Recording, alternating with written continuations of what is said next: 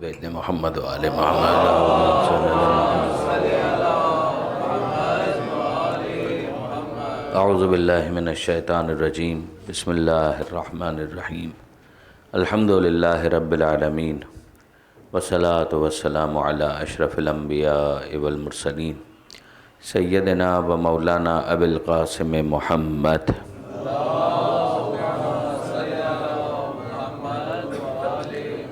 وأہل بیتہ الطیبین الطاہرین المعصومین المظلومین المنتجبین المنتخبین المیامین، لا سیما للامام المنتظر والحجۃ الثانی عشر الذین اذهب اللہ عنہم الرجس وطہرہم تطہیرا۔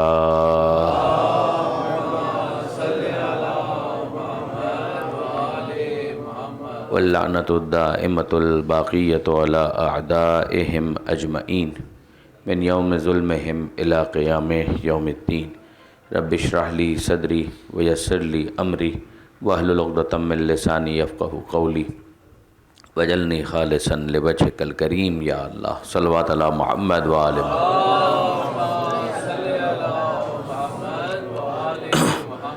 اما بعد فقد قال اللہ سبحانہ وتعالی فی القرآن الحکیم، بسم اللہ الرحمن الرحیم، وَأَنكِحُوا الْأَيَامَ مِنْكُمْ وَالصَّالِحِينَ مِنْ عِبَادِكُمْ وَإِمَائِكُمْ إِنْ يَكُونُوا فُقَرَاءَ يُغْنِهِمُ اللَّهُ مِنْ فَضْلِهِ وَاللَّهُ وَاسِعٌ عَلِيمٌ۔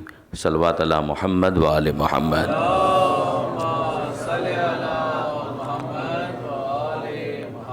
برادران عزیز و خاران محترم، سلسلہ مجالس کی آج یہ چوتھی نشست ہے اور سورہ نور کی اس آیت کو آپ مسلسل سماعت فرما رہے ہیں، جس میں پروردگار عالم نے بطور مجموعی معاشرے کے ذمہ دار افراد کو متوجہ کیا ہے۔ وہ ماں باپ بھی ہو سکتے ہیں، بڑے بھائی بہن بھی ہو سکتے ہیں، چچا بھی ہو سکتے ہیں، تایا بھی ہو سکتے ہیں، ماموں بھی ہو سکتے ہیں، خالہ اور خالو بھی ہو سکتے ہیں، پڑوسی بھی ہو سکتے ہیں۔ ہر وہ شخص کہ جو کسی کیپیسٹی کے اندر اس ذمہ داری کو احساس کر سکے اور اٹھا سکے، تو پروردگار عالم یہ ارشاد فرماتا ہے کہ انکحوا الایام منکم، کہ نکاح کے لیے کوشش کرو ان لوگوں کے لیے کہ جو تنہا زندگی گزار رہے ہیں۔ تو یہ تنہا زندگی گزارنا اسلام کی نظر میں ایک ایب نارمل اپروچ ہے، ایک ایسا طریقہ کار نہیں ہے کہ جس کو صحت مند طریقہ کار قرار دیا جا سکے، بلکہ پروردگار عالم پسند کرتا ہے کہ ہر وہ شخص جو اس قابل ہے کہ شادی کر سکے، فیملی کی ذمہ داری اٹھا سکے، کچھ نہ کچھ اس کی کمک کر کے، اس کی مدد کر کے اسے اس قابل بناؤ کہ وہ اپنا گھر بسا سکے۔ یہاں تک کہ وہ افراد تو اس میں شامل ہیں ہی کہ جن کی اب تک شادی نہیں ہوئی، یہاں تک کہ وہ بھی کہ جن کی شادی ہوئی اور کسی وجہ سے نبھا نہیں ہو پایا اور وہ شادی ناکام ہو گئی، تو اس کے بعد بھی دنیا ختم نہیں ہو گئی، زندگی ختم نہیں ہو گئی۔ اس سلسلے کو آگے بڑھاؤ، let us start afresh, جس کے نتیجے میں نئے سرے سے گھر کو بسانے کی کوشش کرو، اہتمام کرو، میچ میکنگ کے لیے اپنا رول پلے کرو۔ یہ وہ کام ہے کہ جس کو معاشرتی اعتبار سے بہت زیادہ ثواب کا کام قرار دیا گیا۔ آپ کے ذہن میں وہ آیت بھی ہوگی کہ تعاونوا علی البر والتقوی، کہ تعاون کرو، کوآپریٹ کرو ایک دوسرے کے ساتھ بر اور تقوی کے کاموں میں، یعنی نیکی کے کاموں میں اور تقوی کے کاموں میں۔ وہ تقوی اور نیکی کے جو کام ہیں ان کی جو فہرست آپ کے ذہن میں آتی ہے، اس میں اس کام کو سر فہرست رکھیے کہ اگر کوئی شخص تنہا زندگی گزار رہا ہے، کوئی خاتون ہے وہ تنہا زندگی گزار رہی، اور اگر کوئی رول پلے کر سکتا ہے کہ ان کی زندگی آباد ہو جائے، ان کی فیملی کے اندر خوشیاں آ سکیں، تو یہ کام وہ ضرور کرے۔ آل محمد نے اس کام کے لیے بہت زیادہ ثواب بیان کیا ہے، اور یہاں پروردگار عالم نے خاص طور پر کہا کہ ان یکونوا فقراء یغنیہم اللہ من فضلہ، کہ اگر یہ فقیر ہوں گے تو اللہ اپنے فضل سے ان کو غنی کر دے گا۔ واللہ واسع علیم، اللہ وسعت والا ہے اور اللہ علم والا ہے۔ اس پر ہماری کل بھی خاصی گفتگو رہی۔ میں اس خطبہ نکاح کو آپ کے ذہنوں کے اندر اگر ریکال کرواؤں کہ جس میں معصوم نے ہمیں متوجہ کیا کہ آغاز ہی کے اندر یہ جملے ہم کو نظر آتے ہیں، یعنی یہ خطبہ نکاح خاص طور پر پڑھا تھا کس نے؟ امام محمد تقی جواد علیہ الصلوۃ والسلام۔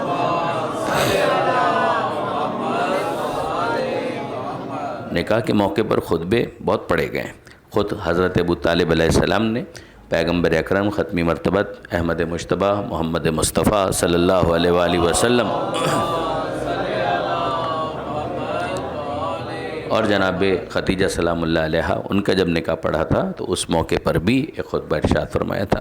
اس میں پیغمبر اکرم کے اوصاف کا تذکرہ ہے، ان کے جو محاسن ہیں حمیدہ ان کا ذکر کیا، ان کے کردار کی بلندی کا تذکرہ کیا، یہ ساری باتیں انہوں نے اس کے اندر کی. یہ خطبہ جو ہمارے نوے امام نے ارشاد فرمایا تھا خود اپنی شادی کے موقع پر، اس میں انہوں نے آغازی کے اندر یہ ارشاد فرمایا تھا کہ الحمدللہ علی الانام ان اغناہم بالحلال عن الحرام، کہ حمد اس پروردگار کی کہ جس نے بے نیاز کر دیا کس کو؟ بندوں کو حلال کے ذریعے حرام سے.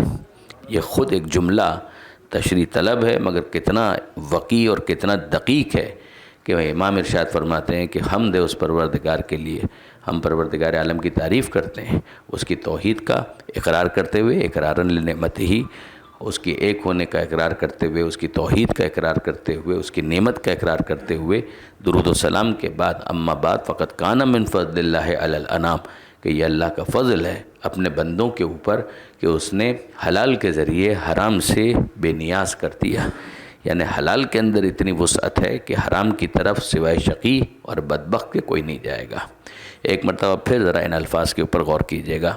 الحمد للہ اقراراً بنعمتہ، تمام تعریف اللہ کے لیے ہے، ہم اس کی نعمتوں کا اقرار کرتے ہیں. ولا الہ الا اللہ اخلاصاً لوحدانیتہ، اللہ کے سوا کوئی معبود نہیں، ہم پورے خلوص کے ساتھ اس کے ایک ہونے کی گواہی دیتے ہیں.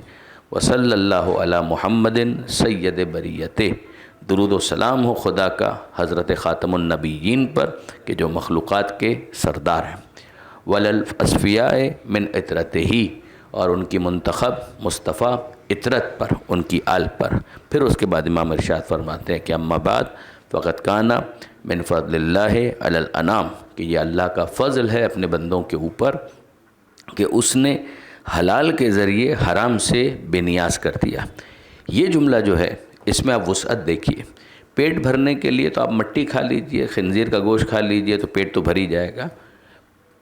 اگر پیاس بجھانی ہے تو شراب پی لیجئے تو بھی شاید پیاس بجھ جائے گی، مگر یہ وہ طریقہ کار ہوگا جو حرام کا ہے. مگر جو پروردگار ہے اس نے حلال کے اندر وسعت رکھی ہے. بہتا ہوا پانی موجود ہے تو شراب کی طرف کیوں جاتے ہو؟ جب حلال غذا موجود ہے تو حرام کی طرف کیوں جاتے ہو؟ بالکل اسی طرح جب نکاح کا راستہ موجود ہے تو بدکاری اور بدکرداری کی طرف کیوں جاتے ہو؟ یہ وہ چیز ہے کہ جس کو امام نے اس ایک جملے کے اندر سمو دیا کہ جو انسٹنکٹیو، جو فطری، جبلی تمہاری خواہشات ہیں، ہم اس کو کچلنے کا حکم نہیں دے رہے. اگر یہ حکم آ جائے اسلام کی طرف سے تو پھر دین فطرت نہیں رہے گا، پھر تو روحانیت کی بات ہوگی، پھر تو موناسٹسزم کی بات ہوگی. روحانیت اور موناسٹسزم کو ڈسکریج کیا اسلام نے. پیغمبر فرماتے ہیں کہ لا روحانیت فی الاسلام، اسلام کے اندر روحانیت موناسٹسزم نہیں ہے. مونک بننے کا حکم نہیں دیا جا رہا. ہم تمہیں حلال لذتوں سے روکتے نہیں ہیں، ہم صرف اتنا چاہتے ہیں کہ اپنے نفس کی تسکین کے لیے بھی حرام راہ اختیار مت کرو، حلال راستے کی طرف آ جاؤ. دین فطرت ہے، تمہارے فطری تقاضوں کو کچلنے کا کوئی پیغام لے کر اسلام نہیں آیا. پھر اس کے بعد امام نے جو خطبہ ارشاد فرمایا اس کے اندر قرآن مجید کی اس آیت کو انہوں نے انکارپوریٹ کیا، وہی آیت کی جس کو آپ خطبے کے اندر سن رہے ہیں کہ انکحوا الایام منکم والصالحین من عبادکم و امائکم، یہ پوری آیت. پھر اس کے بعد ایک روایت سا بن گیا اور بہت اچھا بنا کہ جس کے اندر 2 سے 3 حدیثیں ہیں کہ جن کو پڑھا جاتا ہے. ان کے اندر پہلی جو حدیث ہے وہ پیغمبر اکرم ختمی مرتبت احمد مجتبیٰ محمد مصطفیٰ صلی اللہ علیہ وآلہ وسلم کہ پیغمبر اکرم یہ ارشاد فرماتے ہیں کہ النکاح من سنتی، نکاح تو میری سنت ہے، میرا طریقہ کار ہے. ومن رغب عن سنتی فلیس منی، تو اگر کوئی میری سنت اور میرے طریقے سے ہٹتا ہے تو پھر اس کا مجھ سے کوئی ربط اور تعلق نہیں ہے. یعنی وہ اتنا اللہ والا ہو گیا کہ وہ یہ سمجھ رہا ہے کہ وہ خدا کے رسول سے بھی زیادہ خدا سے قریب ہونا چاہتا ہے. یعنی پیغمبر اکرم شادی کر کے بتا رہے ہیں، نکاح کر کے بتا رہے ہیں، خاندان بسا کے بتا رہے ہیں کہ دیکھو یہ میرا خاندان ہے، یہ میری اولاد ہے، یہ اس طرح سے میں اپنی فیملی کو لے کر چل رہا ہوں. تو آپ اندازہ کیجئے کہ بہت سارے افراد، یعنی خاص طور پر تصوف کے اندر، میں نہیں کہتا ہر ایک، مگر یہ کہ بہرحال عیسائیوں کے اندر تو آج تک ہے، اور بہت سارے افراد دین کے اندر بھی شاید یہ سمجھتے ہیں کہ اسپریچویلٹی کے خلاف ہے اگر ایک انسان فیملی لائف کو شروع کر دے. یعنی اگر اس نے خاندان بسانے کی بات کی تو اس کی معنویت، اس کا قرب خدا یہ متاثر ہوگا۔ تو پیغمبر اکرم اس خیال باطل کو توڑنے کے لیے ارشاد فرماتے ہیں کہ النکاح من سنتی، یہ تو میری سنت ہے، یہ تو میرا طریقہ ہے۔ یعنی کیا تم مجھ سے بھی زیادہ خدا سے قریب ہونے کی کوشش کر رہے ہو؟ وہ جو دنا فتدلی فکانا قاب قوسین و ادنا، صاحب معراج، اتنا قریب ہوا کہ دو کمانوں کے درمیان جتنا فاصلہ ہوتا ہے اتنا رہ گیا، بلکہ اس سے بھی کم۔ تو وہ شادی ترک کر کے اس منزل پر نہیں پہنچا ہے، شادی کر کے اس منزل پر پہنچا ہے۔ یہ آپ نے غور فرمایا کہ امیر پیغمبر اکرم یہ جملہ کہہ کر کہ نکاح تو میری سنت، میرا طریقہ ہے، یہ کون سی خدا کی قربت ہے کہ جو تم حاصل کرنا چاہتے ہو، کہ جس کے اندر خانوادے کی ذمہ داری سے تم فرار اختیار کرنا چاہتے ہو۔ اسی طریقے سے ایک اور حدیث کے اندر پیغمبر اکرم نے یہ ارشاد فرمایا کہ تناکحوا وتناسلوا تکثروا، نکاح کرو، اپنی تعداد کو بڑھاؤ، اپنی نسل کو آگے بڑھاؤ۔ فإنی اباہی بکم الامم یوم القیامہ ولو بالسقط، قیامت کے دن اگر کوئی سقط شدہ ایبورٹڈ فیٹس بھی ہوا تو اس پر بھی میں فخر و مباحات کروں گا اور اس کو بھی اپنی امت میں شمار کروں گا، وہ بھی ضائع نہیں جائے گا، اس کو بھی میں اپنی امت میں شمار کروں گا۔ اور پھر اس کے بعد ایک اور حدیث جو پیغمبر کی طرف بھی منسوب ہے اور مولا کی طرف بھی منسوب ہے کہ من تزوج فقط احرز نصف دینے، کہ اگر کسی نے شادی کر لی تو اس نے اپنے آدھے دین کو محفوظ کر لیا۔ تم یہ سمجھ رہے تھے کہ شادی کرنے کے نتیجے میں دین پر کہاں عمل ہو پائے گا؟ کمن تزوجا، اگر کسی نے شادی کر لی فقط احرزا نصف دینے، تو اس نے آدھے دین کو محفوظ کر لیا۔ اب یہاں پر وہ شوخی نہ ہو، مثلا نوجوانوں میں سے کوئی یہ کہے کہ اس کا مطلب یہ کہ 2 شادیاں کر لیں تو پورا دین محفوظ ہو جائے گا، یہ مراد نہیں۔ یعنی وہ تمام تر خطرات کے جو انسان کے کردار کو حائل اور عائد ہو سکتے تھے شادی نہ کرنے کی وجہ سے، اگر اس نے شادی کر لی تو اس کا بہت بڑا غریزہ جو اس کے نفس کا معاملہ تھا اس کے لیے ایک حلال راستہ اس کو مل گیا، تو آدھا دین اس کا محفوظ ہو گیا۔ فلیتق اللہ، تو اب وہ اللہ کا تقوی اختیار کرے، للنصف الآخر، باقی آدھے دین کے لیے وہ اللہ کا تقوی اختیار کرے۔ اور پھر جو اس کو اس کے اندر بونس ملتا ہے، یہ بھی آپ دیکھیے تو عجیب ہے کہ اگر ایک شخص ہے وہ تنہا زندگی گزار رہا ہے، وہ 2 رکعت نماز پڑھتا ہے، یہ حدیث کے اندر آیا ہے کہ اگر کوئی شخص ہے وہ تنہا زندگی گزار رہا ہے، یعنی شادی اس نے نہیں کی، وہ اکیلا ہے اور وہ 2 رکعت نماز پڑھتا ہے، تو اس کا جو ثواب ہے وہ 2 رکعت نماز ہی کا ثواب ہے، وہ ثواب ایک نماز کا ہے۔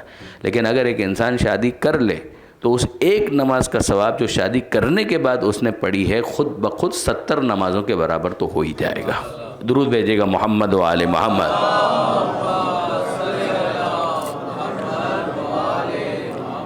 تو آپ دیکھیں گے کہ اسلام اس کو ایکنالج کرتا ہے، اسلام کہتا ہے کہ ہاں ٹھیک ہے، ممکن ہے کہ تمہاری عبادت کے اندر وہ کثرت باقی نہ رہے، ہو سکتا ہے کہ اتنی زیادہ تم نمازیں نہ پڑھ سکو، ممکن ہے کہ تم پہلے نماز شب پڑھ پا رہے تھے، ممکن ہے کہ شادی شدہ زندگی کے بعد کچھ اس میں کمی آ جائے، واجب نمازوں میں کمی نہ کرو، لیکن ممکن ہے کہ اس ایکٹیویٹی کی وجہ سے، فیملی کی رسپانسبلٹیز کی وجہ سے ہو سکتا ہے کہ تم نماز شب نہ پڑھ پاؤ۔ یعنی ہم آئیڈیل ایک کیس تصور کر رہے ہیں کہ جو پہلے نماز شب پڑھ رہا تھا مگر فیملی کی ذمہ داری کی وجہ سے اب زیادہ کمانا پڑتا ہے، اس کی وجہ سے اب وہ نماز شب نہیں پڑھ پا رہا، نماز غفیلہ نہیں پڑھ پا رہا، نافلہ نہیں پڑھ پا رہا، کوئی بات نہیں۔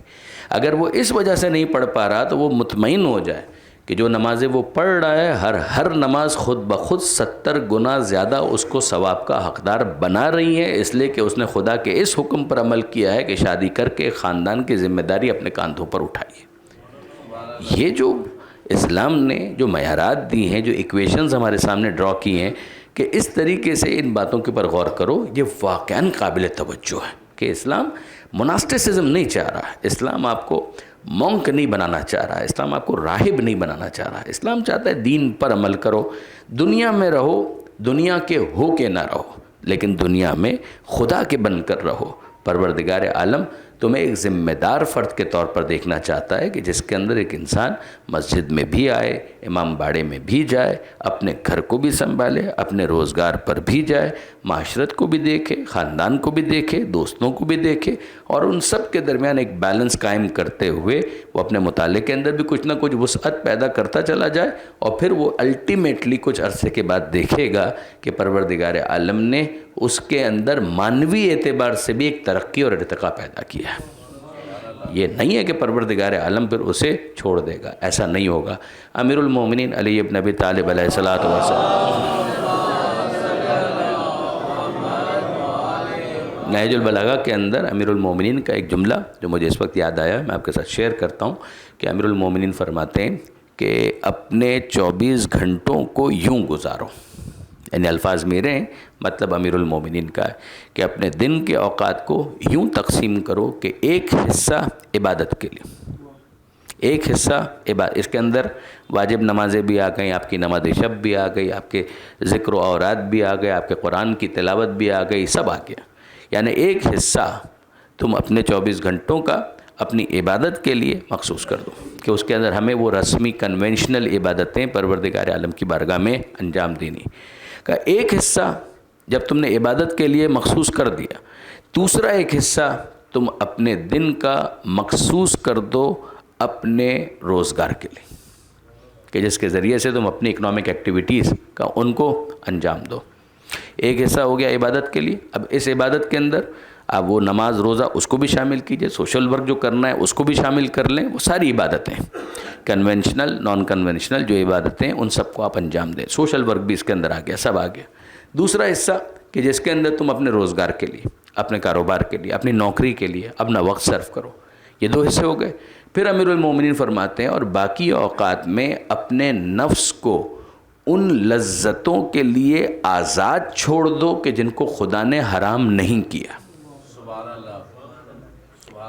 عبادت رسمی غیر رسمی وہ سب آ گئی، پھر اس کے بعد تمہارا کاروبار اس کو انجام دو، اور پھر اس کے بعد اپنے نفس کو ان لذتوں کے لیے آزاد چھوڑ دو کہ جن کو خدا نے حرام نہیں کیا۔ اس میں تم گولف کھیلنا چاہتے ہو تمہیں اجازت ہے، اس میں تم لوڈو کھیلنا چاہتے ہو تمہیں اجازت ہے، اس کے اندر تم کرکٹ کھیلنا چاہتے ہو اجازت ہے، سوئمنگ کرنا چاہتے ہو اجازت ہے، دوستوں میں بیٹھنا چاہتے ہو اجازت ہے، اگر تم کوئی ہیلدی ایکٹیویٹی کہ جس سے تم اپنے آپ کو انٹرٹین کرنا چاہتے ہو اجازت ہے، کوئی اچھا ناول پڑھنا چاہتے ہو کہ جس کے اندر کوئی ولگیرٹی نہیں ہے اجازت ہے، کوئی ایسا پروگرام دیکھنا چاہتے ہو کہ جس کے اندر کوئی نیگیٹیوٹی نہیں ہے اس کی بھی اجازت ہے۔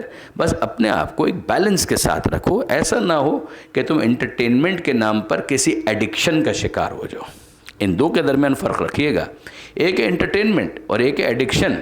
ایڈکشن تو کھانے کا بھی اچھا نہیں ہے کہ انسان اس طرح سے ایڈکٹ ہو جائے کہ بس بات بے بات وہ کھاتا ہی چلا جائے، وہ ٹھیک ہے حلال ہونا اپنی جگہ پر، مگر ایڈکشن اس کا نہ ہو جائے۔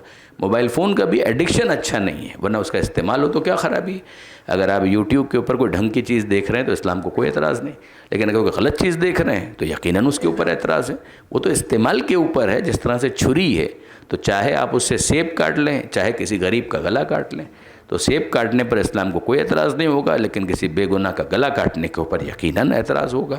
وہ استعمال سے متعلق ہو جاتا ہے، اور پھر اس کو ایڈکشن تک نہ لے جاؤ، چاہے وہ حلال بھی ہو، ایڈکشن والا معاملہ نہ ہو جائے۔ درود بھیجیے گا محمد و آل محمد۔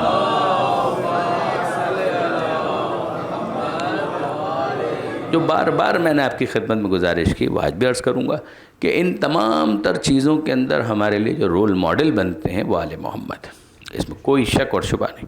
اور وہ خاندان، وہ کپل یا وہ جوڑا کہ جس کو آپ سب سے زیادہ آئیڈیلائز کر سکتے ہیں وہ مولا کائنات امیر المومنین اور خاتون جنت حضرت بی بی فاطمہ زہرا سلام اللہ علیہ،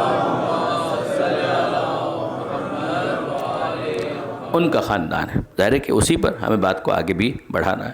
آپ سورہ العطا کے تعلق سے بھی دیکھیں گے تو پروردگار عالم نے کتنی تعریف کی کہ یطعمون الطعام علی حبہ مسکینا و یتیما و اسیرا، کہ یہ اللہ کی محبت میں کھلاتے ہیں۔ کس کو کھلاتے ہیں؟ مسکین کو، یتیم کو، اسیر کو۔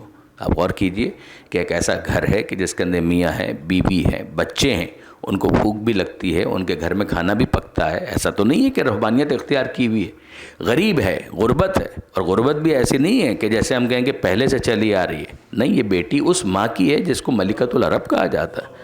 یہ جناب خدیجہ کی بیٹی ہے، یہ مالدار خاتون کی وارث، مگر اس کے بعد بھی قربانی اور ایثار کو آپ دیکھیے تو ماں وہ ہے کہ جس نے اپنی ساری دولت اسلام کی راہ میں نذر کر دی، قربان کر دی، فدا کر دی، پیغمبر اکرم کی راہ میں اس ساری دولت کو نچھاور کر دیا۔ اور پھر اس کے بعد بیٹی کہ وہ لیگیسی لے کر چل رہی ہے کہ اسلام کی خاطر اگر پیٹ پر پتھر بھی باندھنے پڑے تو اس کے لیے بھی وہ تیار، اور پھر اس میں اگر درمیان میں کبھی موقع آتا ہے کہ اس کے گھر میں اگر روٹی پکی بھی ہے، اور یطعمون الطعام یعنی اس نظر کو پورا کرنے کے لیے کہ جو بچوں کے صحت مند ہونے کے لیے انہوں نے مانی تھی، اور اگر روٹیاں پکائی ہیں تو یطعمون الطعام علی حبہ، یہ اللہ کی محبت میں بھوک کے باوجود مسکین کو کھلاتے ہیں، یتیم کو کھلاتے ہیں، اسیر کو کھلاتے ہیں۔ تو یہ گھر وہ نہیں ہے کہ جہاں روٹیاں پکتی ہی نہیں ہیں، پکتی ہے روٹی، مگر پھر اس کے بعد ایثار کا وہ عالم ہے کہ اگر مسکین آ جائے، یتیم آ جائے، اسیر آ جائے، تو پھر وہ اپنی روٹیاں اس کو صدقہ کر دیتے ہیں، اس کو دیتے ہیں کہ تم کھا لو۔ اور یہ یاد رکھیے گا کہ یہ جو سورہ حل عطا ہے اس کے حوالے سے اتنا تذکرہ ہمارے تفاسیر کے اندر ہوا، یعنی ہمارے ہاں تو ہوا ہی، مگر خود برادران اہل سنت کی تفاسیر کے اندر بھی اس کا تذکرہ بہت زیادہ ہوا۔ بعض نے اس کے اوپر دکھ ہوتا ہے، اعتراض بھی کیا اور کہا کہ نہیں جناب ہم اس کو قبول نہیں کرتے، مگر آپ دیکھیں گے کہ اس کو رد کرنے کے لیے شیعہ علماء تو خیر اپنی جگہ پر، خود برادران اہل سنت کے اندر ہم کو نظر آتا ہے۔ مثلا امام شافعی، ان کا وہ شعر پورا اس بات کے اوپر دلالت کرتا ہے، یعنی امام شافعی معمولی شخصیت کا نام نہیں ہے، یعنی ایک پوری فقہ کے امام ہیں، اور وہ یہ جملہ کہتے ہیں، یعنی بعض اوقات ان کے اشعار کو میں ایک طالب علم کی حیثیت سے دیکھتا ہوں تو مجھے احساس ہوتا ہے کہ وہ فرسٹریٹ ہو رہے ہیں، ان کو فرسٹریشن ہو رہا ہے کہ جب وہ آل محمد سے اپنی الفت اور محبت کا اظہار کرتے ہیں تو جو ان کو ریزسٹنس ملتی ہے اس پر وہ فرسٹریشن کا شکار ہوتے ہیں، اور اس فرسٹریشن میں پھر وہ یہ اشعار کہتے ہیں۔ آپ خالی اسی کو دیکھیں کہ یہ جو شعر انہوں نے کہا ہے سورہ حل عطا کے تعلق سے، اس میں آل محمد کا ذکر کرتے ہوئے وہ خاتون جنت کو اور مولا کائنات کو کس طرح سے خراج تحسین پیش کرتے ہیں۔ ان کے الفاظ یہ ہیں، الی ما وحتی متی اعاتب فی حب ھذا الفتى هل زوجت فاطم غیرہ وفی غیرہ هل اتی۔ یعنی یقین جانیے کہ مجھے اندازہ ہے کہ اکثر جو میرے سامنے احباب موجود ہیں وہ عربی سے اس انداز سے واقف نہیں ہوں گے، الفاظ سے کچھ نہ کچھ کانٹیکسچولی وہ انٹرپریٹ کر رہے ہوں گے، مگر جو عربی سے کچھ بھی واقفیت رکھتے ہیں، یعنی ایز اے سبجیکٹ اگر انہوں نے عربی کو پڑھا ہے تو وہ جانتے ہیں کہ اس شعر کے اندر، ان دو اشعار کے اندر کتنی لطافت ہے۔ الی ما کب تک، الی ما کب تک، دو مرتبہ اس کو تکرار کیا، الی ما، پھر فرماتے ہیں حتی متی، اس کا ترجمہ یہ بنے گا کب تک آخر کب تک، الی ما و حتی متی، کب تک ارے آخر کب تک، اعاتب فی حب ھذا الفتى، کب تک مجھے معطوب کیا جائے گا۔ یہ معطوب کا لفظ عربی کا ہے مگر اردو میں بھی استعمال ہوتا ہے، اعاتب اسی سے ہے، پیسو وائس ہے، کب تک مجھے معطوب کیا جائے گا فی حب ھذا الفتى، اس جوان کی محبت پر آخر کب تک مجھے معطوب کیا جائے گا۔ یہ جوان کا جو لفظ ہے فتح، یہ فتح لفظ وہ لے کر آئے ہیں مولا کائنات کے لیے، اور آپ اندازہ کر سکتے ہیں کہ یہ لفظ فتح انہوں نے مولا کے لیے جو استعمال کیا ہے تو ان کا سورس کیا ہے؟ ان کا سورس ہے جناب جبرائیل کا وہ قصیدہ کہ لا فتح الا علی لا سیف الا ذوالفقار، کہ اگر کوئی درود بھیجے گا محمد و آل محمد،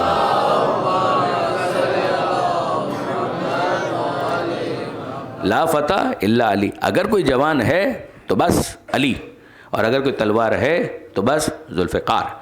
یہ جو فتح کا لفظ وہاں پر استعمال کیا جناب جبرائیل نے، اسی لفظ فتح کو انکارپوریٹ کیا ہے جناب امام شافعی نے اپنے ان اشعار کے اندر، الی ما وحتی متی، کب تک ارے آخر کب تک، اعاتب مجھے برا بھلا کہا جائے گا، مجھے معطوب کیا جائے گا فی حب ھذا الفتى، اس جوان کی محبت پر آخر کب تک مجھے معطوب کیا جائے گا۔ ارے میں ایسے ہی علی کا دیوانہ نہیں ہوں، وہ فرماتے ہیں کہ میں ایسے ہی علی کا دیوانہ نہیں ہوں، میرے پاس جسٹیفیکیشن ہے، میرے پاس وجہ ہے، آئی ہیو سم ریزن، کہ جس کی وجہ سے میں علی کا دیوانہ ہوں۔ تو اگلے شعر کے اندر انہوں نے دو وجوہات بیان کی، وہ فرماتے ہیں کہ پہلی وجہ سنو، ہل زوجت فاطم غیرہ، کیا زہرا کی زوجیت کا شرف علی کے سوا کسی اور کو حاصل ہوا؟ زہرا کی زوجیت کا شرف، فاطمہ کی زوجیت کا شرف کسی اور کو حاصل ہوا؟ کہ یہ تو بس علی ہے کہ جنہیں زوجیت فاطمہ زہرا کا شرف حاصل ہوا، تو میں علی کا دیوانہ کیوں ہوں؟ ایک وجہ تو یہ ہے کہ فاطمہ کے شوہر علی ہیں، اور دوسری وجہ یہ ہے وفی غیر ہی حل عطا، علی کے سوا کوئی اور بھی ہے کہ جس کے لیے حل عطا کا سورہ خدا نے نازل کیا ہو؟ انہوں نے انکار کیا بہت سے مفسرین نے، تو امام شافعی نے آؤٹ آف فرسٹریشن اپنے شعر میں اس بات کا اظہار کیا، وفی غیر ہی حل عطا، اور اگر آپ لطف لے سکیں، یعنی مجھے نہیں معلوم ہے کہ یہ میں کتنا کنوے کر پاؤں گا، اگر آپ لطف لے سکیں تو کبھی غور کیجئے گا کہ یہاں پر 2 مرتبہ انہوں نے کہا حل عطا، اس میں ایک مرتبہ حل عطا کیا ہے ایز اے ورب، اور دوسری مرتبہ حل عطا استعمال کیا ہے ایز اے پراپر ناؤن. یعنی حل عطا اگر آپ یوں دیکھیں نا تو اس کا مطلب کیا ہے؟ حل عطا علی الانسان حین من الدہر، یہ وہاں سے نکلا ہے جو پہلی آیت ہے کہ کیا انسان پر کوئی ایسا وقت بھی آیا کہ لم یکن شیئا مذکورا، تو وہ چونکہ حل عطا اسٹارٹ میں آیا ہے اس وجہ سے سورہ کا نام پڑ گیا حل عطا، سورہ حل عطا، ورنہ تو یہ ورب ہے، مگر اس ورب سے اس ترکیب کو اٹھا کر پورے سورے کا نام پڑ گیا سورہ حل عطا، ورنہ اس کا مطلب ہے کیا آیا. تو اب یہاں پر امام شافعی نے کیا کہا؟ انہوں نے کیا آیا اسے بھی لیا حل عطا کے ساتھ، اور پھر پراپر ناؤن کے طور پر سورہ حل عطا کو استعمال کیا کہ وفی غیر ہی حل عطا، کیا آیا علی کے سوا کسی اور کے لیے بھی وہ سورہ کہ جس کا نام ہے حل عطا؟ درود بھیجیے گا محمد و آل محمد.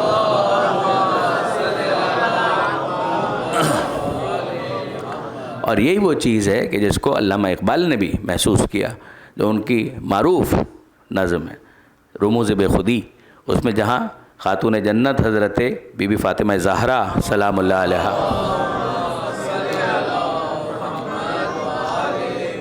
وہاں پر انہوں نے جو آغاز کے اندر ارشاد فرمایا ہے، تو 3 نسبتوں کا ذکر ہے نا کہ مریم از یک نسبت عیسیٰ عزیز، کہ جناب مریم سلام اللہ علیہ کا کیا کہنا اس بی بی کا؟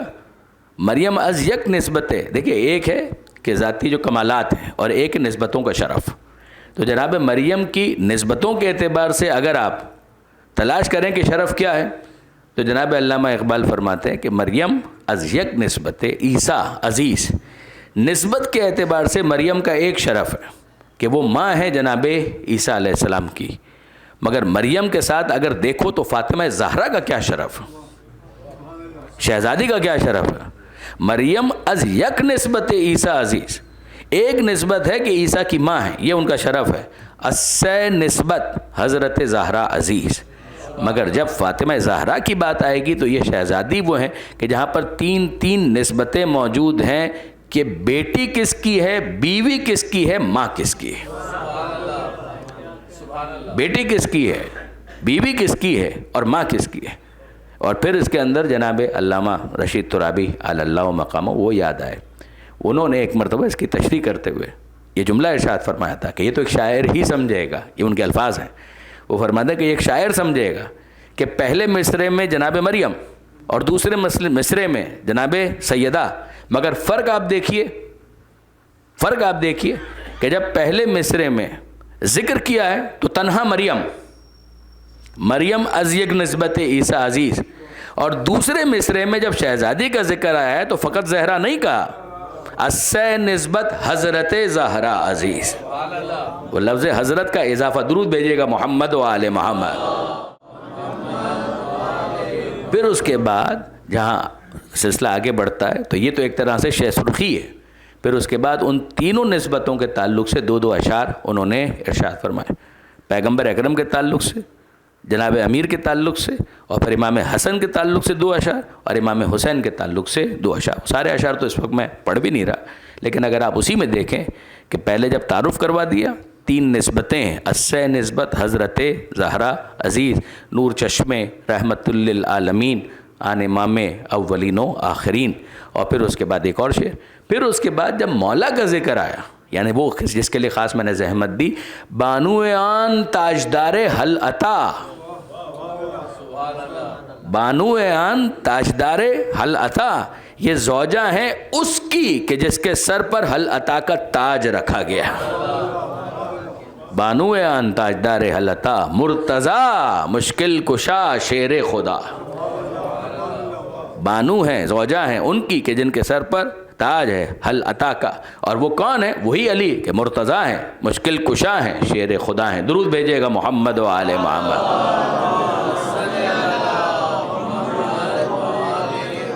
تو آپ دیکھیں گے کہ وہاں پر بھی اس بات کا ذکر انہوں نے کیا کہ یہ حل عطا، تاجدار حل عطا. اور یہاں پروردگار عالم نے تعریف کی اس خانوادے کی کہ یطعمون الطعام علی حبہ مسکینا و یتیما و اسیرا. اور پھر آگے پروردگار عالم نے ارشاد فرمایا کہ جس کے لیے خاص میں نے زحمت دی کہ لا یرون فیہا شمسا ولا زمہریرا، کہ یہ وہ ہیں کہ جو جنت میں، اہل جنت کی اب بات ہو رہی کہ لا یرون فیہا شمسا ولا زمہریرا. اور یہ حوالے وہی ہیں کہ جن کو کل بھی میں نے آپ کی خدمت میں گزارش کیا تھا جب میں مرج البحرین یلتقیان کو آپ کے ساتھ ڈسکس کر رہا تھا. وہ احباب جو کل موجود تھے وہ ضرور کلک کر پائیں گے. وہی در منصور، وہی تفسیر نمونہ، وہی بحر الانوار، ہماری بھی اور برادران اہل سنت کی بھی وہ کتابیں کہ جن کے اندر اس کو اسی طریقے سے بیان کیا گیا کہ اہل جنت، ذرا سنیے گا، کہ لا یرون فیہا شمسا ولا زمہریرا، کہ اہل جنت جب جنت میں ہوں گے تو نہیں دیکھیں گے. وہاں پر کیا نہیں دیکھیں گے؟ شمسن، سورج کو نہیں دیکھیں گے، ولا زمہریرا، اور نہ ہی جاڑے کو دیکھیں گے، یعنی نہ سخت سردی کو دیکھیں گے اور نہ ہی سورج کی تمازت کو دیکھیں گے. وہاں پر وہ چبھتی ہوئی سورج کی روشنی، دھوپ کا، اس کو بھی نہیں دیکھیں گے. جاڑا کہ جس میں انسان برداشت ہی نہ کر پائے وہ بھی نہیں، یعنی آئیڈیل کلائمیٹ ہوگی، روشنی ہوگی، مگر ایسا نہیں ہوگا جس طرح سے سورج کے طلوع ہونے کے موقع پر ہوتا ہے. ایسا بھی نہیں ہوگا کہ جیسے سخت جھاڑوں کے اندر یا سخت سردی میں یخبستہ جب ہوائیں چلتی ہیں تو وہ جو کیفیت ہوتی ہے وہ بھی نہیں ہوگی. کول بریز ہے، ایک ٹھنڈا ماحول ہے جس کے اندر روشنی بھی معتدل ہے اور ٹیمپریچر بھی بالکل آئیڈیل ہے. ایسا ماحول ہوگا. اب ظاہر جنت تو جنت ہے، وہاں پر تو ہونا ہی یہ چاہیے. تو اب اس آیت کے اندر پروردگار عالم نے یہ بیان تو کر دیا، مگر اس کا حوالہ اہل جنت دیں گے. اور الفاظ یہ ہیں اس کے اندر کہ اہل جنت کسی دن یہ محسوس کریں گے کہ اچانک روشنی اتنی بڑھ گئی. نور تو تھا مگر روشنی اتنی بڑھ گئی کہ یوں لگا کہ جیسے سورج طلوع ہو گیا. نور تھا، روشنی تھی، مگر یک بیک روشنی میں اتنا اضافہ ہو جائے گا کہ وہ ایک دوسرے کو دیکھ کر کہنے لگیں گے کہ ایسا نہیں لگ رہا کہ جیسے سورج طلوع ہو گیا. یعنی اچانک روشنی میں اتنا اضافہ. اب یہ تجزیہ کر رہا ہوں کہ وہ کہیں گے کہ نہیں، بہرحال تمازت تو نہیں ہے، ایسا تو نہیں ہے کہ چپتی ہوئی دھوپ ہو، وہ تو نہیں ہے، مگر اچانک روشنی میں اضافہ بہت زیادہ ہو گیا، بہت زیادہ اضافہ ہو گیا. تو اس موقع پر وہ خدا سے کہیں گے کہ اے پروردگار، کیا تو نے اپنی کتاب میں یہ نہیں کہا تھا؟ اب ذرا دیکھیے یہ معصوم سوال اور جواب کہ مالک کیا تو نے اپنی کتاب میں نہیں کہا تھا؟ ہم تو اب جنت میں آ گئے، تو تو نے اپنی کتاب میں کہا تو تھا کہ لا یرون فیہا شمسا ولا زمہریرا، کہ جو اہل جنت ہیں وہ جنت میں سورج کو طلوع ہوتے ہوئے نہیں دیکھیں گے. مالک ہمیں سورج دکھ تو نہیں رہا مگر روشنی میں اتنا اضافہ ہو گیا کہ لگ یہ رہا ہے کہ جیسے سورج کے طلوع ہونے پر جو کیفیت ہوتی تھی وہ ہو گیا. تو پروردگار عالم جو جواب دے گا واقعاً اہل ایمان اور اہل ولا کے دل کو مسرور کرنے کے لیے بہت کافی. وہ یہ سوال کریں گے کہ مالک تو نے کہا تھا کہ اہل جنت سورج کو طلوع ہوتے ہوئے نہیں دیکھیں گے، روشنی اتنی بڑھ گئی کہ لگ یہ رہا ہے کہ جیسے سورج طلوع ہو گیا. تو اس موقع پر پروردگار کی طرف سے جواب آئے گا، اے اہل جنت، سورج طلوع نہیں ہوا، یہ کسی بات پر علی اور زہرا مسکرائے ہیں. سبحان اللہ، سبحان اللہ. یہ کسی بات پر علی اور زہرا مسکرائے. درود بھیجے گا محمد و آل محمد.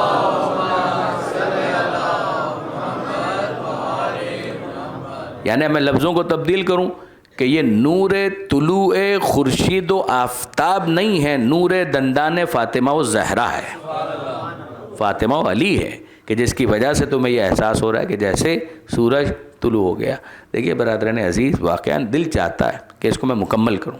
باتیں آگے گزارش کرنی ہے مگر دل چاہتا ہے کہ میں اس کو مکمل کروں کہ اگر آپ دیکھیں گے نا تو آپ کو سیرت خاتون جنت میں یہ واقعہ تقریباً کئی کتابوں کے اندر میں نے دیکھا، انکلوڈنگ بحر الانوار، منتلی اعمال شیخ عباس قمی، علامہ مجلسی وغیرہ، اس کے اندر یہ ملتا ہے. شہر مدینہ ہے. اب دیکھیے جو انا آتینا کل کوثر، ہم نے آپ کو کوثر عطا کیا، یہ بی بی مبارکہ ہے، فیض ہے جو جاری ہے. تو کہاں تک جا رہا ہے؟ کسی بات پر، کسی وجہ سے جناب سیدہ نے اپنی چادر گروی رکھائی ایک یہودی کے پاس اور اس سے کچھ جو قرض لیے تاکہ ان سے کچھ انتظام کیا جا سکے. اور اس یہودی نے, اچھا یہ ذہن میں رکھیے گا کہ مدینہ منورہ میں یہود کے 3 بڑے قبیلے آباد تھے, اور وہ مالی اعتبار سے بہت زیادہ مرفوع الحال تھے, یعنی متمول, مالدار, فلنتھروپسٹ. تو ان کے پاس اس بات کا انتظام ہوتا تھا کہ وہ گروی رکھ کے کچھ چیزیں ادھار دیا کرتے تھے.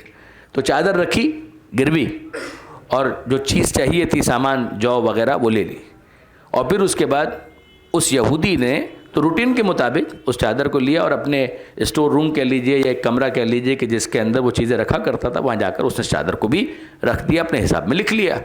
اور پھر اس کے بعد الفاظ یہ ہیں کہ یہودی کی بیوی کسی کام سے اسی کمرے کے اندر گئی, اور جب اس نے اس کمرے میں جا کر دیکھا تو اسے احساس ہوا کہ یہ رات کا وقت ہے اور میں یہاں پر آئی ہوں, مگر مجھے تو ایسا محسوس ہو رہا ہے کہ یہ رات نہیں ہے, دن ہے, روشنی ہی روشنی ہے, نور ہی نور ہے, ہر طرف لائٹ ہی لائٹ نظر آ رہی.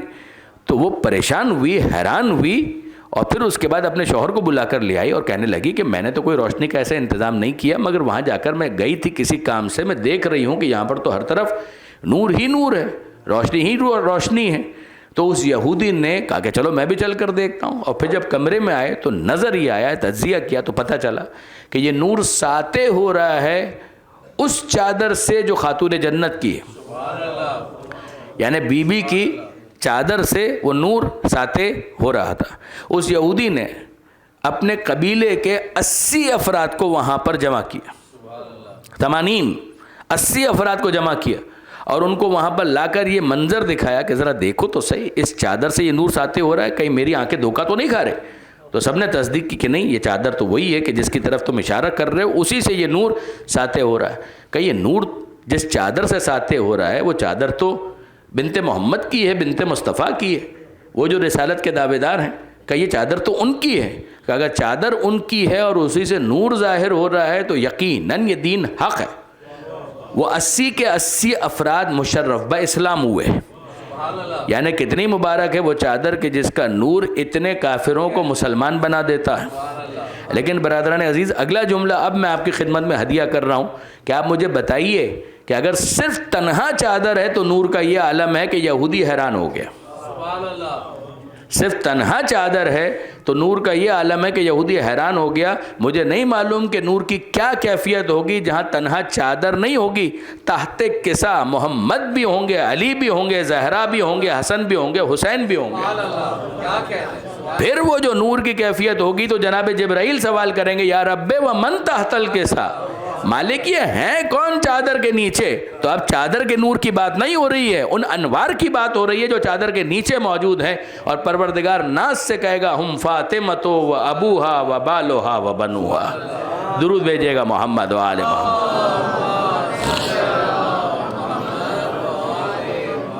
میں نے آپ کو برادران عزیز زحمت دی, مگر یہ ہے کہ بہرحال یہاں سے اگر ہم خاتون جنت کے بعد جو سلسلہ امیر المومنین کی ازواج کا ہے اس کو بھی آگے بڑھائیں.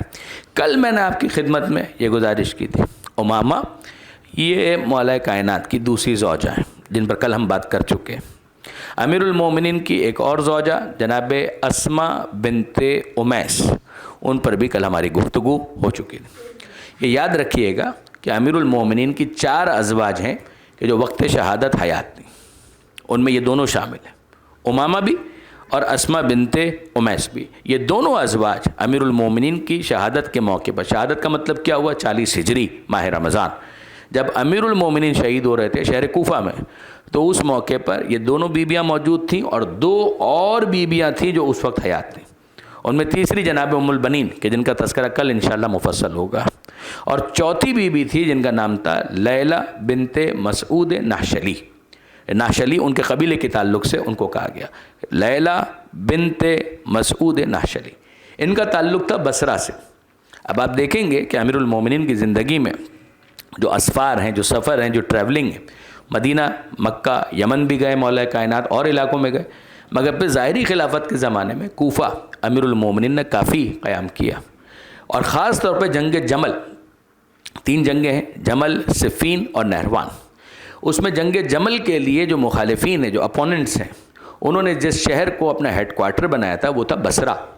آج بھی اگر آپ دیکھیں گے تو جغرافیکلی میں یہ نہیں کہتا کہ بالکل ملا ہوا ہے، لیکن بہت زیادہ فاصلہ نہیں ہے کوفہ اور بصرہ کے درمیان، جس کی وجہ سے بصرہ کو ٹیکل کرنا کوفہ سے آسان تھا۔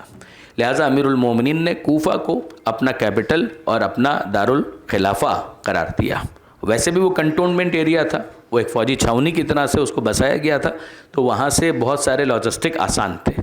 تو امیر المومنین جب جنگ جمل میں کامیابی ہوئی تو پھر بصرہ میں 72 روز امیر المومنین نے قیام کیا۔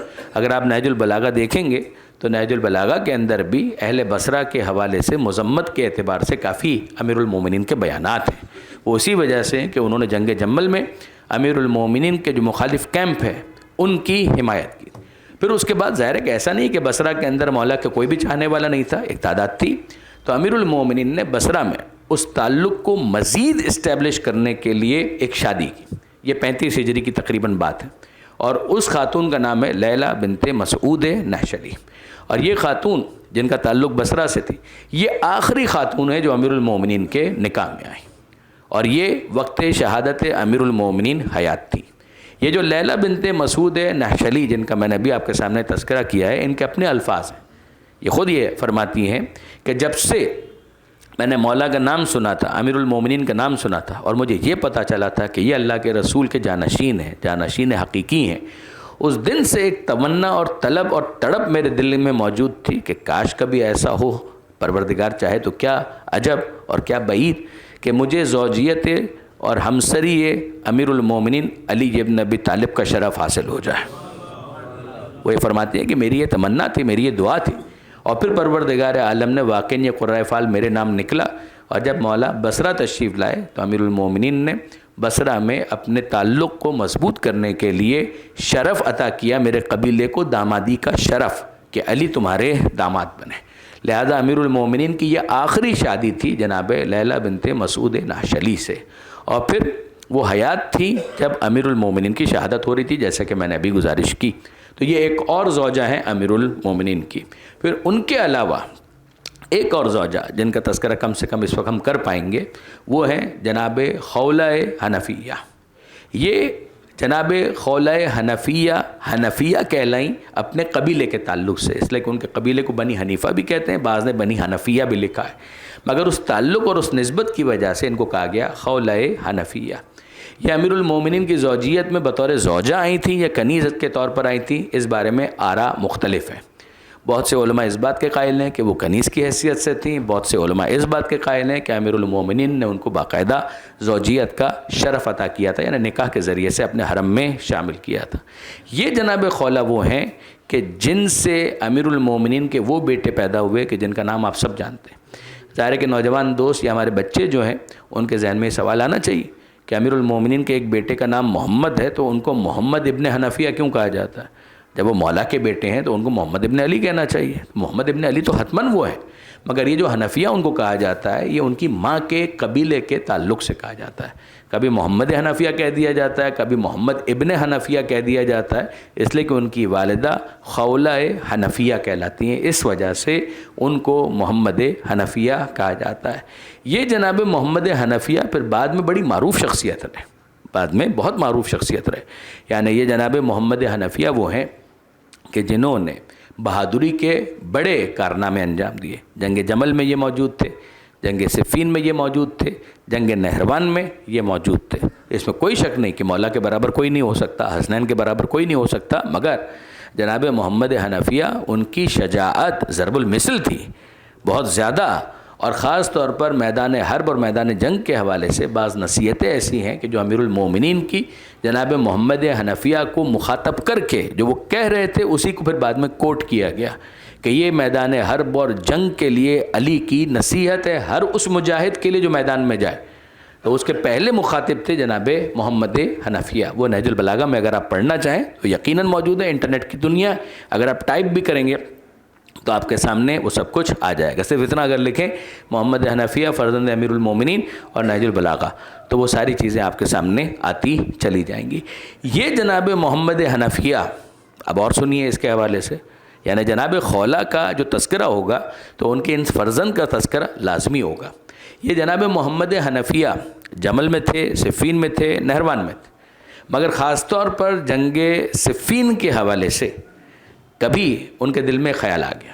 اچھا اب دیکھیے واقعاً ہر ایک کی معرفت وہ نہیں ہوتی. محمد حنفیہ نے ایک جملہ ایسا کہہ دیا کہ بابا آپ حسن اور حسین کو اس طرح سے آگے نہیں کرتے میدان میں جس طرح سے آپ مجھے آگے کرتے ہیں. جس طرح سے آپ مجھے آگے کرتے ہیں اس طرح سے آپ حسن اور حسین کو آگے نہیں کرتے. تو امیر المومنین نے مسکرا کر یہ کہا کہ فرزند بات یہ ہے کہ تم میرے بیٹے ہو، حسنین اللہ کے رسول کی یادگار ہیں، تو میں تمہیں آگے کرتا ہوں اور حسنین کا فدیہ بناتا ہوں.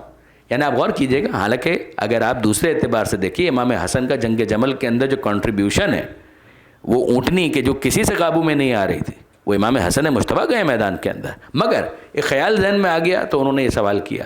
اور پھر اس کے بعد جناب محمد حنفیہ کی معرفت اتنی بڑی کہ خوارج میں سے کسی نے، آپ جانتے ہیں کہ خوارج وہ مولا کی تکفیر کرتے تھے، مولا کو کافر بتاتے تھے، تو انہوں نے کہیں کسی موقع پر جناب محمد حنفیہ کو ٹونٹ کیا.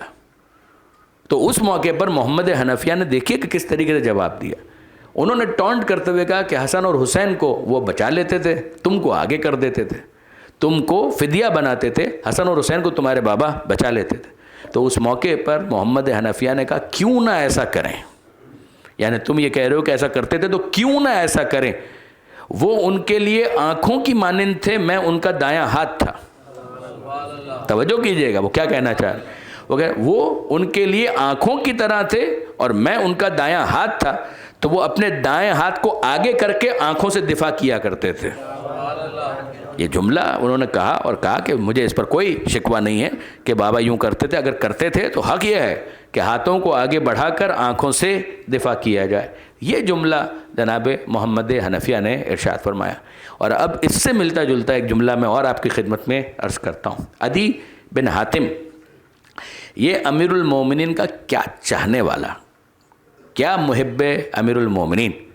دیکھیے برادران عزیز، عدی بن حاتم کے 3 بیٹے تھے، 3 بیٹے، اور تینوں کے نام میں مادہ کامن تھا، توئیں، رے اور فے، طریف، تعریف اور طرفہ. یہ 3 بیٹے تھے اور تینوں کے تینوں شہید ہوئے جنگ صفین میں. تینوں کے تینوں شہید ہوئے جنگ صفین میں. میں بعض جگہ پر دیکھ رہا تھا، دقیقاً کتاب میں نہیں دیکھ پایا لیکن احتمال کے طور پر ضرور عرض کروں گا کہ کسی چوتھے بیٹے کے بارے میں ملتا ہے کہ وہ دشمن سے مل گیا تو تبرہ کر دیا. انہوں نے کہا اس سے میرا کوئی تعلق نہیں، میرا اس سے کوئی تعلق نہیں، اس کا مجھ سے کوئی تعلق نہیں، کہ جو علی کا نہیں ہے پھر میرا بھی اس سے کوئی ربط اور تعلق نہیں ہے، اس کو ڈس اون کر دیا. 3 بیٹے جو ساتھ تھے وہ تینوں کے تینوں شہید ہوئے ہیں صفین کے میدان میں. بیٹھ جاؤ بیٹا بیٹھ جاؤ. تینوں کے تینوں شہید ہو گئے صفین کے میدان میں. اور جب شہید ہو گئے اور پھر بعد میں جو ہوا وہ آپ جانتے ہیں. زمانہ آگے بڑھا، امیر المومنین بھی شہید ہو گئے اور معاویہ سے کسی موقع پر ملاقات ہوئی تو اس نے طنز کیا. صفین کا جو میدان ہے وہ آپ جانتے ہیں کہ اس طرف علی کا لشکر ہے تو سامنے کون ہے؟ یہی لوگ تو تھے. اس کو بھی معلوم ہے کہ یہ 3 بیٹے شہید کروا چکا ہے تو اس نے طنز کیا. اور کسی شہید کے باپ کے لیے یہ بہت سخت ہے. مگر دیکھیے کہ عدی بن حاتم کا جواب کیا ہے، سوال کیا ہے اور پھر جواب کیا ہے. اس نے یہ کہا کہ وہ تیرے تینوں بیٹے کیا ہوئے؟ این الطرفات، وہ تیرے تینوں بیٹے کیا ہوئے؟ 3 بیٹے، یعنی اس کو بھی پتا ہے کہ کیا ہوا، مگر وہ ان زخموں کو کریدنے کے لیے یہ جملے کہہ رہا ہے. وہ تیرے تینوں بیٹے کیا ہوئے؟ تو اس نے بہت سکون اور اطمینان کے ساتھ کہا کہ وہ تینوں کے تینوں علی کا دفاع کرتے ہوئے، علی کا ساتھ دیتے ہوئے جام شہادت نوش کر کے جنت میں پہنچ گئے. علی کا ساتھ دیتے ہوئے وہاں پہنچ گئے کہ جہاں ان کو جانا چاہیے تھا. تو یہ جملہ جب جواب کے طور پر اس نے سنا تو اس نے اگلا ایک تبصرہ کیا، ما انصفک علی، علی نے تیرے ساتھ انصاف نہیں کیا. یہ کون کہہ رہا ہے؟ امیر شام. کس سے کہہ رہا ہے؟ عدی بن حاتم سے. کون ہے عدی بن حاتم؟ 3 بیٹے شہید کروائے. اور یہ جملہ کیا کہہ رہا ہے؟ ما انصفک علی، علی نے تیرے ساتھ انصاف نہیں کیا. کہا کیوں؟ اپنے بیٹے بچا لیے، تیرے بیٹے مروا دیے. حسن اور حسین ان کے بیٹے تھے، ان کو بچا لیا، تیرے بیٹوں کو مروا دیے. پھر سنیے گا، ما انصفک علی، علی نے تیرے ساتھ انصاف نہیں کیا، اپنے بیٹے بچا لیے، حسن اور حسین تیرے بیٹے مروا دیے. یہ جملہ اس نے کہا تو اب سامنے سے اس نے کیا کہا؟ اس نے کہا کہ تو کہتا ہے کہ علی نے میرے ساتھ انصاف نہیں کیا، حق یہ ہے ما انصفت انا علیا، میں نے علی کے ساتھ انصاف نہیں کیا۔ وہ کہہ رہے علی نے تیرے ساتھ انصاف نہیں کیا، اپنے بیٹے بچا لیے، تیرے بیٹے مروا دیے۔ اس نے کہا انصاف کی بات یہ ہے کہ میں نے علی کے ساتھ انصاف نہیں کیا۔ کہا کیوں؟ تو نے کیوں علی کے ساتھ انصاف نہیں کیا؟ کہا دیکھ لو، علی قتل کر دیے گئے، میں باقی رہ گیا۔ جب میں اپنے وجود کو دیکھتا ہوں مجھے اپنے آپ پر افسوس ہوتا ہے کہ یہ میں نے کیا کیا، یہ کیوں ہو گیا کہ علی شہید کر دیے گئے اور میں اب تک زندہ موجود ہوں۔ تو دیکھیے کہ برادران عزیز کے معرفت جس کی جس لیول پر ہوتی ہے اس کے جواب میں اتنی ہی پختگی ہوتی ہے۔ تو یہ جناب خولہ حنفیہ کے فرزند جناب محمد حنفیہ کے جن کے ذکر کے ضمن میں یہ بھی بات آ گئی۔ جناب محمد حنفیہ کا پھر جو کنٹریبیوشن ہے جناب مختار کے زمانے میں وہ بھی ہمارے پیش نظر ہے کہ جناب مختار اس وقت جو رابطے میں تھے وہ جناب محمد حنفیہ کے ساتھ تھے۔ مکہ میں قیام رہا، طائف میں قیام رہا۔ طائف مکہ سے دور نہیں ہے، آج بھی 1 یا 2 گھنٹے کی مسافت پر، 2 گھنٹے میکسیمم، 2-2.5 گھنٹے، اس سے زیادہ کی مسافت نہیں ہے۔ اور طائف کافی پرفضا جگہ ہے، تو وہاں پر بھی وہ رہتے تھے، مکہ میں بھی رہتے تھے۔ عبداللہ ابن زبیر کے زمانے میں خاص طور پر مکہ میں جب عبداللہ ابن زبیر کی حکومت ہو گئی تھی تو اس موقع پر اس نے خاص طور پر جناب محمد حنفیہ کو بہت زیادہ ٹیررائز کیا تھا، جس کے بعد دھمکی دی تھی کہ ان کو وہ زندہ جلا دے گا۔ موقع ملا تو انہوں نے خط لکھا جناب مختار کو، اور مختار نے اپنے کچھ فوجی اور سپاہی بھیجے کہ جنہوں نے جناب محمد حنفیہ کی رہائی کا انتظام کیا۔ ایک فرقہ بھی تھا، اب تو خیر ختم ہو گیا، جس کا نام تھا فرقہ کیسانیہ، کاف یہ سین الف نون یہ اور پھر ہے کیسانیہ۔ یہ فرقہ کیسانیہ وہ تھا کہ جو جناب محمد حنفیہ کی امامت کا قائل ہو گیا تھا۔ پھر بعد میں کتابوں کے اندر تو یہاں تک لکھا ہوا ہے کہ جناب محمد حنفیہ لکھا ہوا ہے، میں اس کو انڈورس نہیں کر رہا، کہ انہوں نے خود بھی چوتھے امام سے یہ کہا کہ اے میرے بھتیجے، امامت میرا حق ہے تو تمہیں میرے حق میں دستبردار ہو جانا چاہیے، اس لیے کہ تمہارے بابا نے کسی کو امام کے طور پر نامزد نہیں کیا تھا۔ جس پر چوتھے امام نے ارشاد فرمایا کہ بابا نے مدینہ سے جاتے ہوئے بھی مجھے امامت کے لیے معین کیا تھا، اور رخصت آخر کے موقع پر بھی میرے امام ہونے کی تصریح کی تھی۔ اور جناب امام سجاد نے جناب محمد حنفیہ سے کہا کہ چاچا جان ایک کام یہ کرتے ہیں کہ حجر اسود کے پاس جاتے ہیں اور حجر اسود سے گواہی طلب کرتے ہیں۔ حجر اسود جس کے حق میں گواہی دے دے، یہ آپ کو حیرانی ہوگی مگر یاد رکھیے گا امامت کے تعلق سے حجر اسود کا رول بہت امپورٹنٹ ہے، پھر کبھی اس کی تفصیل انشاءاللہ۔ لیکن حجر اسود جو خانہ کعبہ میں لگا ہوا وہ جنت کا پتھر، وہ سیاہ پتھر حجر اسود جس کو کہتے ہیں، اس کی بڑی اہمیت ہے امامت کی گواہی کے تعلق سے، اس کے نصب کرنے کے حوالے سے بھی، کہ اسے امام معصوم کے سوا کوئی نصب نہیں کر پائے گا۔ تو دونوں کے دونوں آئے اور جناب محمد حنفیہ نے اس موقع پر حجر اسود کو مخاطب کر کے کہا کہ میرے حق میں، میری امامت کے حق میں گواہی دے، اور حجر اسود کی طرف سے سکوت تھا۔ اور چوتھے امام آگے بڑھے اور انہوں نے آ کر کہا کہ اے حجر اسود، اذن پروردگار سے میرے حق میں، میری امامت کے حق میں گواہی دے۔ اور حجر اسود بطور اعجاز اس وقت گویا ہوا اور امام زین العابدین علیہ السلام کی امامت کا کلمہ پڑھا، کہ جس کے بعد جناب محمد حنفیہ بغلگیر ہوئے، ماتھے کو بوسہ دیا اور دستبردار ہو گئے۔ بعض علماء جو تحقیق کرتے ہیں وہ کہتے ہیں کہ جناب محمد حنفیہ نے یہ کام جان بوجھ کر کیا، یعنی جن کو پتہ، ورنہ حجر اسود کے سامنے کوئی کیوں جائے گا اس طریقے سے۔ جانے کا مقصد یہی تھا کہ وہ بہت سے افراد کہ جو اس غلط فہمی میں آ گئے تھے کہ جناب محمد حنفیہ امام حسن اور امام حسین کے بھائی ہیں، تو اس اعتبار سے اب امامت ان کے پاس ہونی چاہیے۔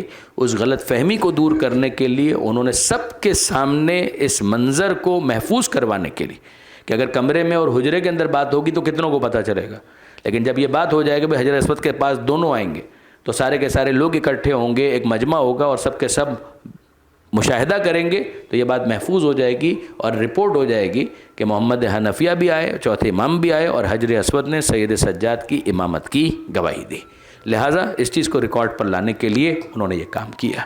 بہرحال وجہ جو بھی ہو، محمد حنفیہ کو امام حسین علیہ السلام نے مدینہ منورہ میں اور وہاں حجاز کی سرزمین پر کہنا چاہیے کہ وہاں پر اپنے لیے آنکھ اور کان قرار دیا کہ یہاں پر آپ مشاہدہ کرتے رہیے اور دیکھتے رہیے، اور کوئی بھی ایسی خبر آپ کے پاس آئے تو مجھے تحریر کیجئے تاکہ میرے اطلاع میں آ سکے۔ تو وہ جو محمد حنفیہ ہیں، یہ عبداللہ ابن جعفر طیار ہیں، یہ وہ افراد تھے کہ جو کربلا کے سفر میں 7 شریک سفر نہیں ہوئے، لیکن بہرحال وہ امام کے اذن سے اور امام کے حکم سے ان کاموں کو انجام دے رہے تھے جو حجاز کی سرزمین کے لیے ان کے سپرد کیے گئے تھے۔ یہ ہے جناب خلع حنفیہ کے تعلق سے کچھ باتیں۔ اب اس کے بعد ایک اور زوجہ، ان کو بھی اس وقت ہم کور کر لیں تاکہ پھر اس کے بعد کل ہمارے لیے آسان ہو جائے اگلی منزل میں داخل ہونا۔ ایک اور جو امیر المومنین کی زوجہ ہیں ان کا نام محیہ بنت امرؤ القیس۔ محیہ بنت امرؤ القیس، سیاسی اعتبار سے دیکھیں تو جو خلع حنفیہ ہیں ان کی جو زوجیت امیر المومنین کی ہے وہ زمانہ خلافت اولیٰ میں، یعنی جو سیاسی اعتبار سے جو خلافت ہے اس زمانے کی بات کر رہے ہیں، یعنی پیغمبر اکرم کی وفات سے بہت زیادہ فاصلہ نہیں ہے اسی زمانے میں۔ اور جو دوسری خلافت ہے سیاسی اعتبار سے جس کا دین اور حقانیت سے کوئی تعلق نہیں، وہ جو دوسری خلافت کا زمانہ ہے اس میں یہ واقعہ پیش آیا، اور یہ واقعہ مجھے یقین ہے کہ میرے بعض دوستوں کے لیے حیران کن ہوگا، لیکن یہ کہ بہرحال سنیے۔ امرؤ القیس، دیکھیے امرؤ القیس ایک تو بہت مشہور پوئٹ ہے، ایک بہت مشہور شاعر ہے، جو 7 معلقات جو 7 بڑے قصائد ہیں کہ جن کو آپ یوں کہہ لیجئے کہ عربی زبان اس کے اندر جتنے بھی اسرار و رموز اور گرامر اور یہ ساری چیزیں ہیں تو اس کا جو انحصار ہے وہ عرب پوئٹری کے اوپر ہے، اور اس پوئٹری کے اندر وہ جو 7 قصیدے ہیں ان کی بڑی اہمیت ہے کہ جن کو 7 معلقات کہا جاتا ہے، یعنی جو خانہ کعبہ میں ٹانگ دیے جاتے تھے، لٹکا دیے جاتے تھے، جس کی وجہ سے ان کو معلق کہا جاتا ہے، معلقات۔ تو وہ 7 معلقات کا جو پہلا قصیدہ ہے اس کے شاعر کا نام ہے امرؤ القیس، وہ یہ نہیں ہے، وہ یہ نہیں، یہ دوسرا امرؤ القیس ہے جو پہلے نصرانی تھا، عیسائی تھے، اور پھر وہ آئے ہیں اور اسلام انہوں نے قبول کیا، اور جب اسلام انہوں نے قبول کیا تو ان کے قبول اسلام کے بعد مولا کائنات خود امام حسن اور امام حسین یہ تینوں کے تینوں امرؤ القیس کے پاس گئے، اور وہاں پر جا کر مولا کائنات نے ان سے یہ کہا کہ تم نے اسلام قبول کر لیا، وہ جو رسمی گفتگو ہوتی ہے مبارکباد وغیرہ، اور پھر اس کے بعد یہ فرمایا کہ میں پسند کرتا ہوں کہ ہم تینوں تمہاری دامادی میں آئیں، ہم تینوں تمہاری دامادی میں آئیں۔ کون؟ خود مولا کائنات، امام حسن اور امام حسین، یعنی باپ بھی اور 2 بیٹے بھی، جس پر امرؤ القیس نے یہ کہتے ہوئے کہ آپ ہیں اللہ کے رسول کے چچا زاد بھائی، کیا کہنا، یہ تو میرے لیے بہت بڑا شرف ہے کہ آپ کا خانوادہ اور ہمارے خانوادے کے درمیان ایک پیوند، اور ایسا پیوند کہ آپ بھی اور آپ کے دونوں بیٹے میرے داماد بن سکیں، تو کیا کہنا، میں اس کو بالکل قبول کرتا ہوں۔ میری ایک بیٹی ہے کہ جس کا نام ہے محیہ بنت امرؤ القیس، اسے میں آپ کے نکاح میں دیتا ہوں اگر آپ قبول کریں۔ میری دوسری بیٹی جس کا نام ہے سلمہ بنت امرؤ القیس، اس کو میں آپ کے بڑے بیٹے حسن مجتبیٰ کی زوجیت میں دیتا ہوں اگر قبول کریں، اور میری تیسری بیٹی کا نام ہے رباب بنت امرؤ القیس۔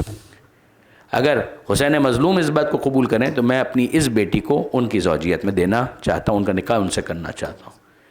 امام علی نے بھی قبول کیا، امام حسن نے بھی قبول کیا، امام حسین نے بھی قبول کیا، تینوں نے قبول کیا، اور آپ جانتے ہیں کہ اس میں کوئی فقہی اعتبار سے قباحت نہیں ہے، یعنی میں اس لیے کہہ رہا ہوں کہ کوئی غلط فہمی نہ ہونے پائے کہ وہ جو محرمیت ایجاد ہوتی ہے وہ دوسرے طریقے ہیں، اس سے نہیں ہوتا، جیسے کہ کوئی سگا رشتہ نہیں بن رہا۔ تو یہاں پر یہ ہوا کہ یہ تینوں زوجیت میں آئیں اس ترتیب کے ساتھ کہ محیہ بنت امرؤ القیس وہ زوجہ بنی مولا کائنات کی، سلمہ بنت امرؤ القیس وہ زوجہ بنی جناب امام حسن کی، اور رباب بنت امرؤ القیس وہ زوجہ بنی جناب امام حسین کی۔ یہ جناب رباب بنت امرؤ القیس وہی ہیں کہ جن کے فرزند کا نام آپ سب جانتے ہیں، جناب علی اصغر اور جناب سکینہ، اور یہی وہ ہیں کہ جن کی اس قربانی کو پھر بعد میں بہت زیادہ یاد بھی کیا گیا۔ بہرحال اپنی جگہ پر وہ تفصیلات ہیں، وہ یقیناً آپ سنتے رہتے ہیں، لیکن یہ کہ یہ ایک بیک گراؤنڈ تھا کہ جو میں نے آپ کے سامنے گزارش کرنے کی سعادت حاصل کی۔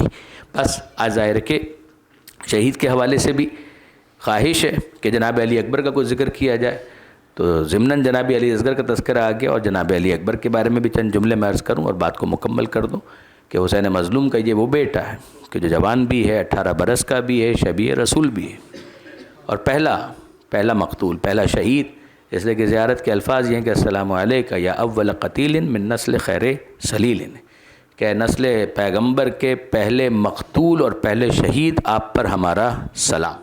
جناب علی اکبر کو جیسے ہی امام حسین نے یہ جملہ کہا، دعا کا مناجات کا جملہ کہ اللہم اشہد علی ہؤلاء القوم، کیا پروردگار تو گواہ رہنا، فقط برز الیہم غلامن، کیا وہ جوان جا رہا ہے اشبہ الناس کہ جو سب سے زیادہ شباہت رکھتا ہے تیرے رسول سے، صورت میں، سیرت میں، رفتار میں، گفتار میں. کنّا اذا اشتقنا زیارت نبیک نظرنا الی وجہہ، جب کبھی بھی ہمارا دل چاہتا کہ ہم تیرے نبی کے چہرے کی زیارت کریں تو علی اکبر کے چہرے کو دیکھ لیا کرتے تھے. علی اکبر نے یہ جملے سنے تو وہ سمجھ گئے کہ بابا نے اجازت دے دی. وہ فوراً گھوڑے پر سوار ہوئے اور میدان میں جانے لگے. تو حسین مظلوم کہتے ہیں کہ بیٹا کہاں جا رہے ہو؟ کہ بابا آپ نے اجازت دے دی، آپ کے جملے بتا رہے ہیں کہ اب آپ کی طرف سے اذن ہے. کہا کہ ہاں میں نے تو اجازت دے دی، مگر جاؤ پہلے جا کر خیموں میں ماں سے بھی اجازت لے کر آؤ، پھوپھی سے بھی اجازت لے کر آؤ. علی اکبر کے لیے میدان میں سپاہیوں کا مقابلہ کرنا، دشمن کا مقابلہ کرنا آسان ہے، مگر کیسے ماں کو بتائے کہ اب میں مرنے جا رہا ہوں؟ جناب زینب سے کیسے کہیں کہ میدان میں شہید ہونے جا رہا ہوں؟ لیلا کے خیمے میں آئے تو دیکھا کہ ماں نماز کی تیاری کر رہی ہیں، تو اپنا سوال بھول گئے. دوسرا سوال یہ کیا کہ اماں کون سی نماز ہے کہ جس کا اہتمام ہو رہا ہے؟ تو جناب لیلا نے کہا بیٹا میں نے منت مانی ہے کہ جب تیرا لاشا آئے گا تو میں 2 رکعت نماز پڑھوں. تو جناب علی اکبر نے کہا کہ اماں آپ نے تو میری مشکل حل کر دی، میں یہی بتانے کے لیے آیا ہوں کہ اب میں میدان میں جا رہا ہوں، کچھ دیر کے بعد میرا جنازہ آنے والا ہے. تو جناب لیلا نے کہا کہ اے میرے لال جلدی میدان میں جا تاکہ میں اپنی منت کو بڑھا سکوں. پھر آئے جناب زینب کے خیمے میں اور جناب زینب کی گود میں اپنا سر رکھ دیا. جناب زینب نے پھپھی اپنی انگلیوں سے اپنے بھتیجے کے بالوں میں کنگھی کرنا شروع کی. جناب علی اکبر کہتے ہیں پھپھی اماں ایک سوال کا جواب چاہیے. بیٹا جنگ کا ہنگام ہے، اس موقع پر کیا پوچھنے آئے ہو؟ اور اگر کوئی پوچھنا بھی ہے تو بابا سے پوچھو. کہ آج تک جو پوچھا آپ سے پوچھا، اس سوال کا جواب بھی آپ سے چاہیے. بس اتنا بتا دیجئے کہ آپ کا مرتبہ زیادہ ہے یا دادی فاطمہ زہرا؟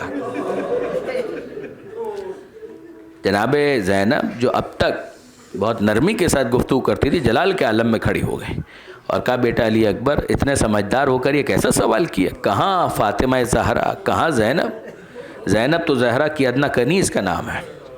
تو جناب علی اکبر نے اس موقع پر یہ جملہ ارشاد فرمایا کہ پھوپھی اماں جب معاملہ ایسا ہے کہ دادی زہرا کا مرتبہ زیادہ بلند ہے تو پھر آج ایک کام کیجئے، زہرا کے لال پر اپنے لال کو قربان کر دیجئے.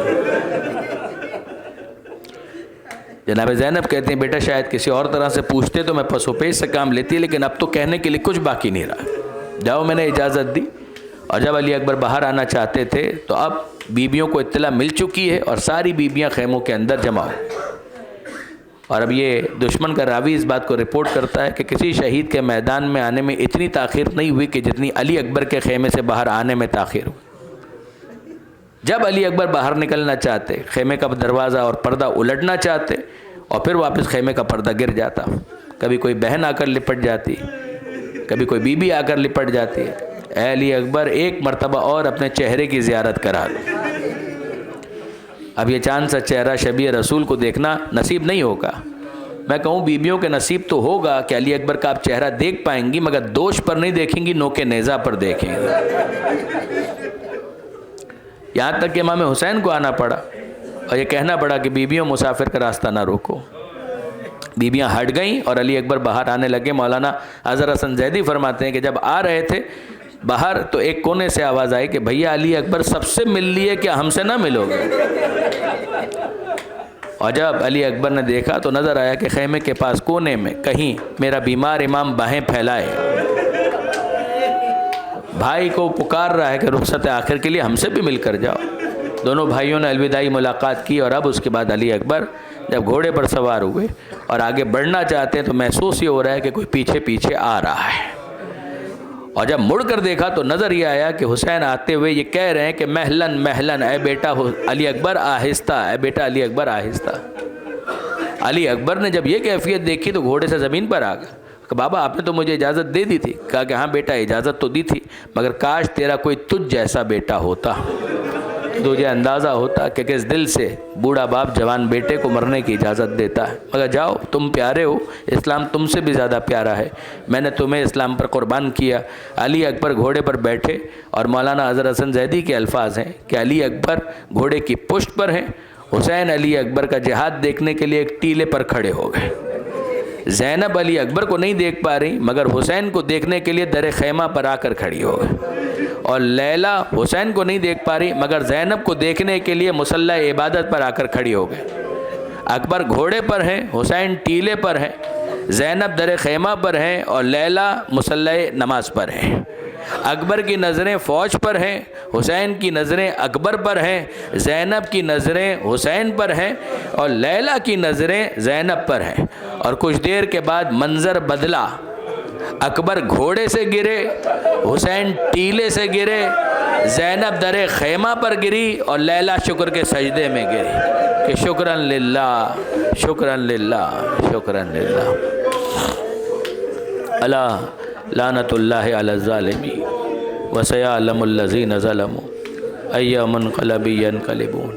بار الہ اس قلیل توسل کو قبول فرما، ان آنسوؤں کو جناب سیدہ کے رومال میں جگہ عطا فرما۔ مالک تجھے واسطہ محمد و آل محمد کا، جن مرحومین کے ایصال ثواب کے لیے اہتمام کیا گیا انہیں اس مجلس کا ثواب ایصال فرما، ان کے درجات کو بلند فرما، انہیں اعلی علیین میں جوار معصومین میں جگہ عطا فرما۔ مالک بیماروں کو شفا عطا فرما، بے روزگاروں کو رزق حلال عطا فرما، جو بے اولاد ہیں اولاد عطا فرما، جو صاحبان اولاد ہیں تربیت کی توفیق عطا فرما، پاکستان کو استحکام عطا فرما، زمانے کے امام کے ظہور میں تعجیل فرما، ہمیں ان کے اعوان و انصار میں شمار فرما۔ ربنا تقبل منا انک انت السمیع العلیم وتب علینا انک انت التواب الرحیم۔ ماتم حسین۔